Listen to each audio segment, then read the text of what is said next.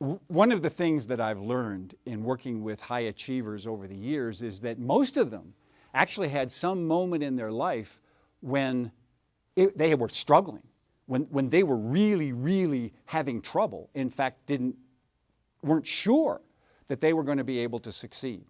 And one of the greatest lessons I got in that and how to overcome that was from a lady by the name of Linda McKissick in Denton, Texas. She was in a personal service business and she was struggling, hadn't made much money in 4 years, had 3 young children, really needed to succeed, but she wasn't succeeding. And so she said, Dave, I almost dropped out.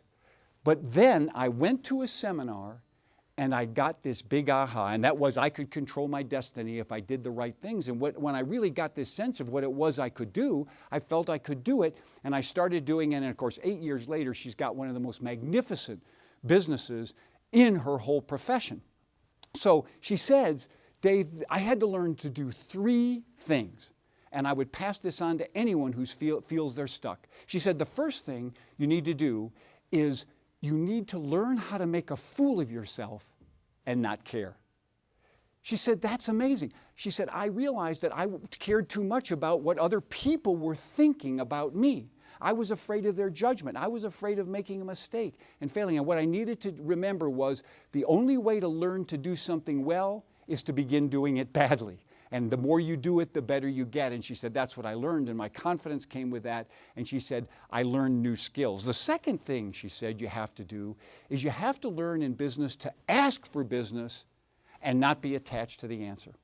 She said, if you ask for business, which is the only way that you get business, is to ask for it, to see if people need your service, to ask them to do business with you. She said, you've got to ask for it, but you're going to get no's and you're going to get yeses.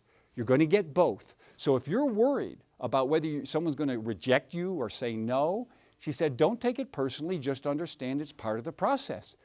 The key is not whether you get yeses and nos, it's that you ask. So she said, you have to learn how to ask for business. Don't be attached to the answer. The answer is just the answer. You'll do business with the yeses and not with the nos. Be sure to ask. The third thing, she said, was you have to learn how to state the obvious in emotionally powerful ways. So that was an interesting idea. I said, what do you mean by that? She said, well, you know, I was kind of a boring person. I just sort of said things matter-of-factly. And what I learned in business and sales was that's not good enough. People won't do business with you unless they understand emotionally the benefit of doing business with you. So you have to learn how to say that. She said, I call it scripts and dialogues. You have to master a new language of selling and influence. Now, at the beginning, it feels uncomfortable.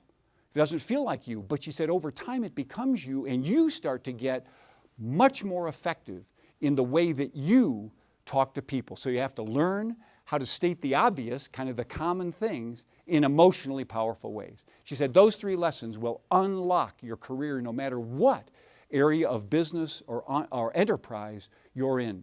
Number 1 is learn how to make a fool of yourself and not care.